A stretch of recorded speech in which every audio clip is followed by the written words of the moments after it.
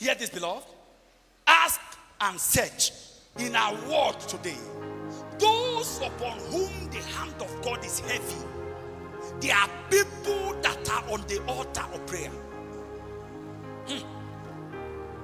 On the altar of prayer, those upon whom the hand of God is heavy, they are on the altar of prayer.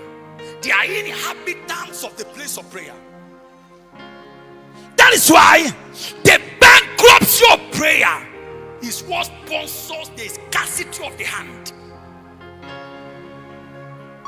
There are many who don't know him at the place of prayer. They don't know Elohim, but they want to carry his hand. The book of 1 Kings chapter 18 from verse 42. When there was a need for rain in Israel, 1 Kings 18:42 all the way to 46. And so Ahab went up to eat and drink, and Elijah went up to the top of Carmel, and he cast himself down upon the earth and put his face between his knees, and said to his servant, go up and look toward the sea. And he went up and looked and said, there is nothing. And he said, go again 7 times. Go again. And it came to pass at the 7th time that he said, behold, there ariseth a little cloud out of the sea. What is the shape of the cloud? Like a man's hand. Like who? Like what? Like a man's hand. Elijah prayed until the hand of God was visible in the sky. There riseth a cloud. Why was it not like a bird, or like sheep, or like stone?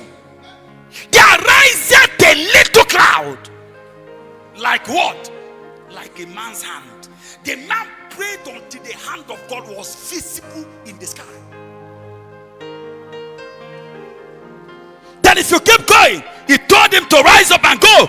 Prepare thy chariot and go, that the rain is troughing all. And then in verse 46, Ahab decided to take off. Verse 46.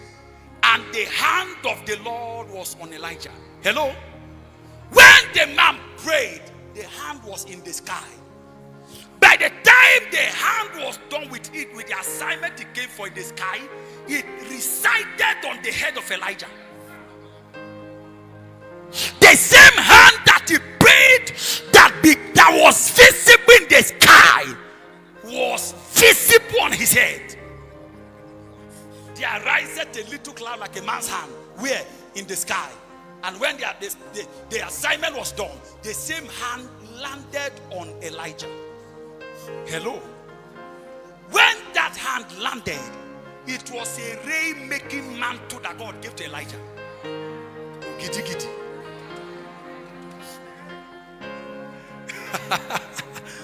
When the hand rested, Elijah became the custodian of rain-making mantle. He was a rainmaker in his generation. A rainmaker, a mobile revivalist. Wherever he passed, there was irrigation. Wherever he passed, there was irrigation. Why? Because a mantle of the rain was at work on his head. Verse 42 of the same scripture. The mantle of the rain resided inside him. First Kings, all right, verse 42. So Ahab went up to eat and drink, and Elijah went up to the top of Carmel. All of them went up. We don't have any problem with that. But what did they go up to do? That is where the matter is.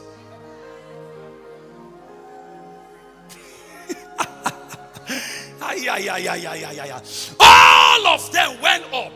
Elijah went up. Ahab went up. But what did they go up to do? Why Ahab went to eat, Elijah went up to pray. And upon whom did the hand of God come? It was on Elijah. Hear this. The hand of God is not for holiday makers. Please rise up. It's not for holiday makers.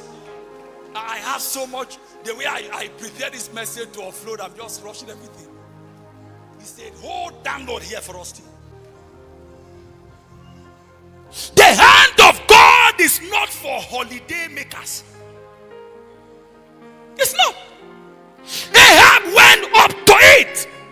Elijah went up to pray. There are many people making holidays who are looking for his hand. Again, the hand of God is not for holiday makers.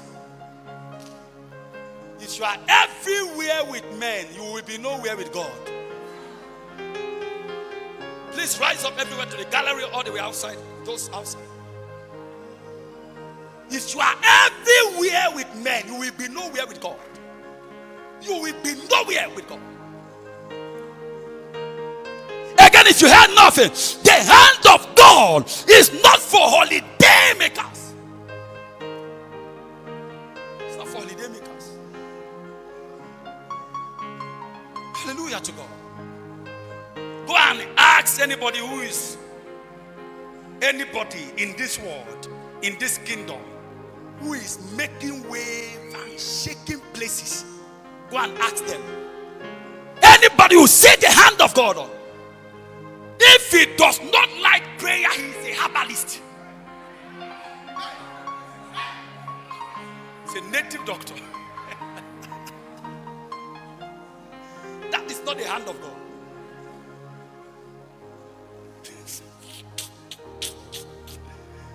Are you hearing something? Again, the hand of God is not for holiday, not for holiday makers. Hear this. Before anybody lays hands on you, he must draw you close first. Why are you far from God and you are looking for his hand? And it's a question that must be answered. Before anybody lays hands on you, he must draw you close. Hello, come. That's right. Are you seeing him coming?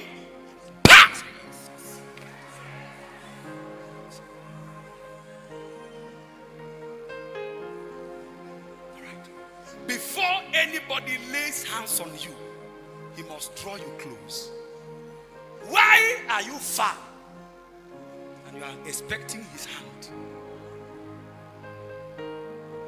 Why are you far? Many of us, God is stretching the hand. He can't reach you because you are far.